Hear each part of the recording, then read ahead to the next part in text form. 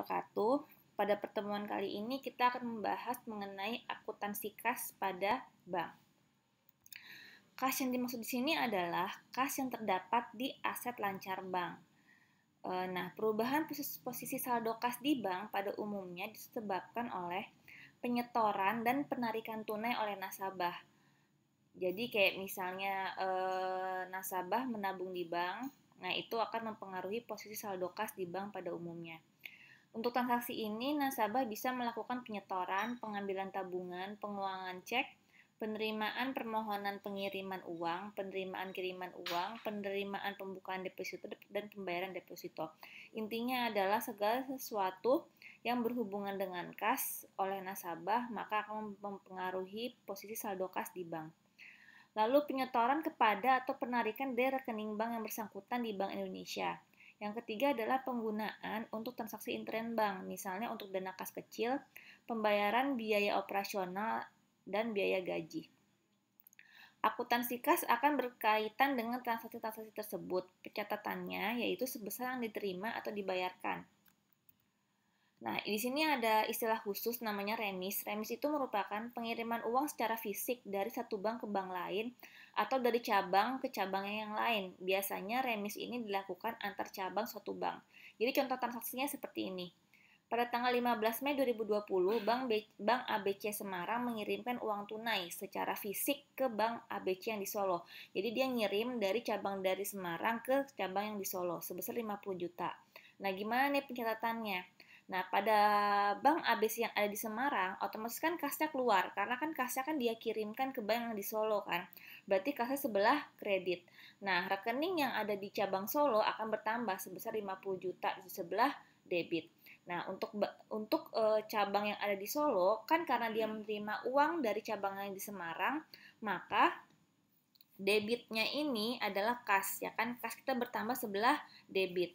Nah, berarti kan kas yang ada di cabang Semarang akan berkurang. Kas berkurang sebelah kredit. Berarti RAK cabang Semarang ada berkurang sebelah kredit sebesar 50 juta.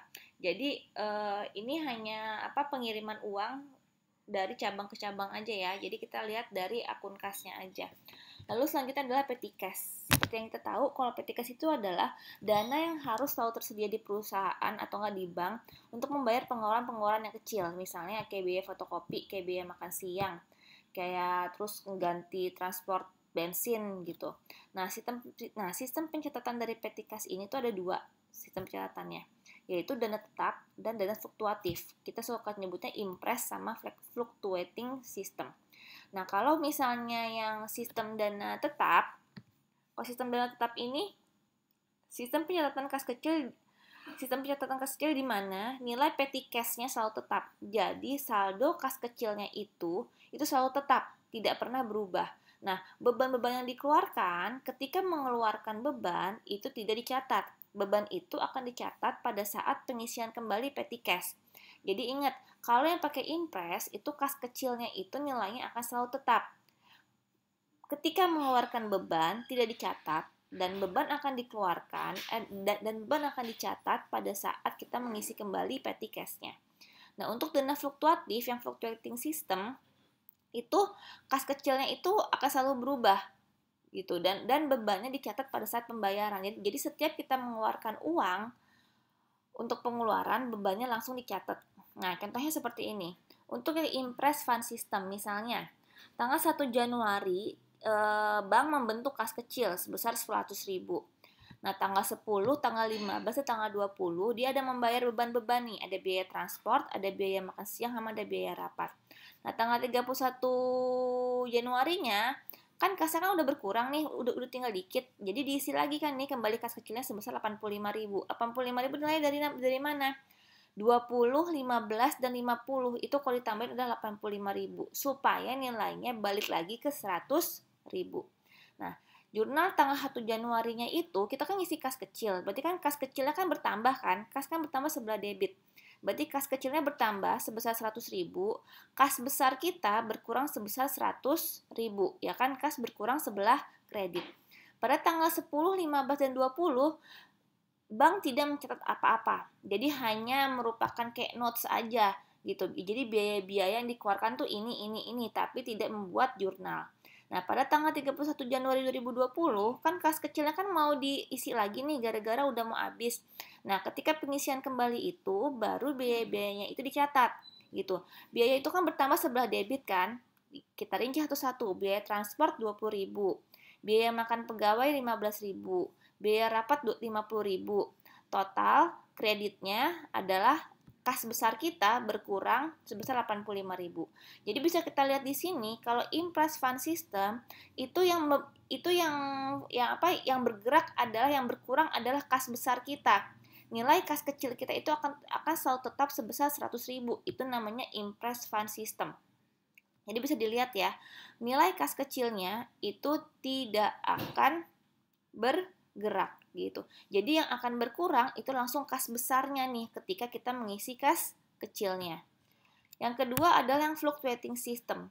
Kalau fluctuating system itu seperti yang saya jelasin sebelumnya, biayanya selalu dicatat ketika pembayaran. Jadi pada tanggal 1 Januari ketika kita membentuk kas kecil, itu jurnalnya adalah kas kecil pada kas besar sebesar 100.000. Nah, tanggal 10, tanggal 15, tanggal 20 kita kan ada mengeluarkan biaya ya. Ada biaya transport, biaya makan, sama biaya rapat. Nah, setiap tanggal pembayaran itu kita catat bebannya, yaitu biaya transport. Kreditnya apa? Kreditnya itu bukan kas besar, tapi kas kecil. Jadi nilai dari kas kecilnya itu selalu fluktuatif. Dia yang berpengaruh adalah saldo dari kas kecilnya kalau yang fluctuating. Begitu juga ketika ngeluarin biaya makan. Jadi biaya pada kas kecil. Waktu pas ngeluarin biaya rapat pada kas kecil. Nah, pada saat pengisian kas kecil, ini kan kas kecilnya kan tinggal 15.000 ya. 100.000 dikurangin 20, dikurangin 15, dikurangin 50, sisa 15.000. Berarti kan harus kita isi lagi nih si kas kecilnya. Nah, jurnalnya adalah debitnya kas kecil gitu. Kreditnya adalah kas besar sebesar 85.000, kita isi lagi. Jadi, jurnal pada saat pembentukan dengan jurnal pada saat pengisian itu sama. Kas kecil pada kas sebesar 100.000 untuk pembentukan dan pada saat pengisian sebesar 85.000. Nah, misalnya gini, gimana nih kalau misalnya yang tadinya 100.000 itu mau dinaikin jadi 150.000 kas kecilnya gitu. Kalau yang untuk buat impress fund, nanti misalnya nih tanggal 1 Februari perusahaan memutuskan bahwa kas kecilnya dinaikin deh 50.000 karena terlalu kecil nih 100.000. Nah, nanti pada tanggal 1 Februari 2020 jurnalnya gimana? Baru berpengaruh ke kas kecil. Kas kecil pada kas nilainya sebesar 50.000 karena kas kecilnya dinaikin kan dari 100.000 menjadi 150.000. Nah, kalau untuk yang fluctuating gimana? Kalau untuk yang fluctuating jurnalnya sama, kas kecil pada kas nilainya sebesar 50.000. Jadi bedanya apa nih antara fluctuating dengan impress fund? Pokoknya ingat, kalau impress fund itu biaya itu dicatat ketika kita mengisi kas kecil gitu. Dan berpengaruhnya pun ke akun kas besar. Sedangkan kalau fluctuating, kita lihat kreditnya. Bebannya itu dicatat setiap pembayaran. Bebannya, biayanya. Dan berpengaruhnya kemana? Ke akun kas kecilnya. Makanya dinamakan dia fluctuating. Karena akun kas kecilnya selalu berubah-ubah. Sedangkan kalau impress, kas kecilnya tidak berubah. 100.000 terus gitu. Jadi waktu pas pengisian, baru kita mencatat adanya biaya dan langsung ke kas besar berpengaruhnya. Jelas ya, jadi ya ininya ya, perbedaan antara impress dengan fluctuating system. Antara bank dengan perusahaan untuk akun kas belum ada perbedaan, jadi masih sama. Nah, untuk minggu ini kita hanya membahas mengenai petty cash sama remis.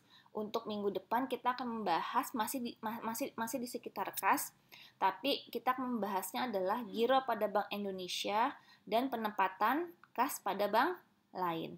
Oke, sekian untuk materi minggu ini. Assalamualaikum warahmatullahi wabarakatuh.